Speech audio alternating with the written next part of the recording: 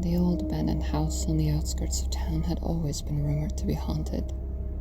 Children whispered stories of ghosts and demons lurking within its walls, daring each other to sneak in and explore. But as they grew older, the stories faded away, and the house was left to decay in silence.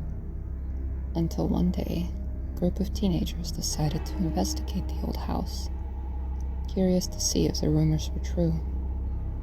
They entered cautiously, creeping through the dark, dusty rooms with flashlights in hand. The air was musty and thick, and cobwebs clung to every corner.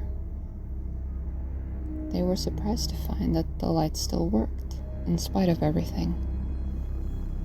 As they made their way deeper into the house, they came across a door that led to a basement.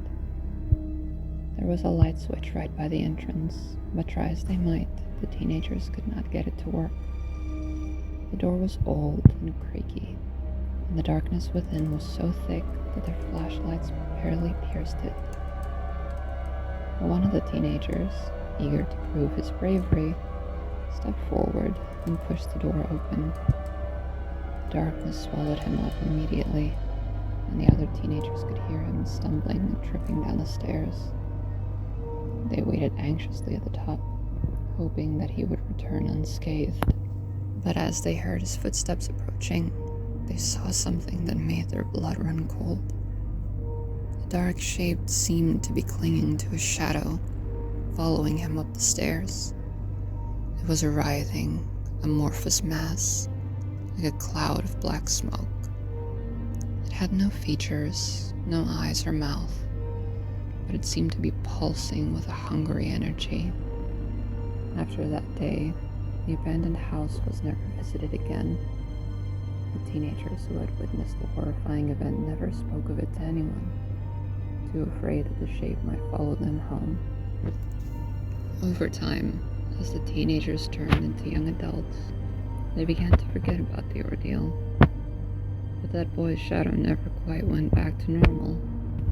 It grew over the years, began to move more and more on its own. Little by little, the shadow began to wear the boy down. His friends would remark each day that he looked tired, and he felt tired. He started to wither away, losing weight, becoming pale, feeling unable to concentrate on anything at all. A part of him knew what was coming. He had always heard the old wives' tales as a child, and even as a teenager. Of course, nobody believed them, not even the adults who told them. You should never leave from a dark room into a well-lit one, lest something from inside the dark follow you back out into the light, he heard his grandmother saying to him in his memories of her. It will attach itself to your shadow, and, one day, consume you in darkness.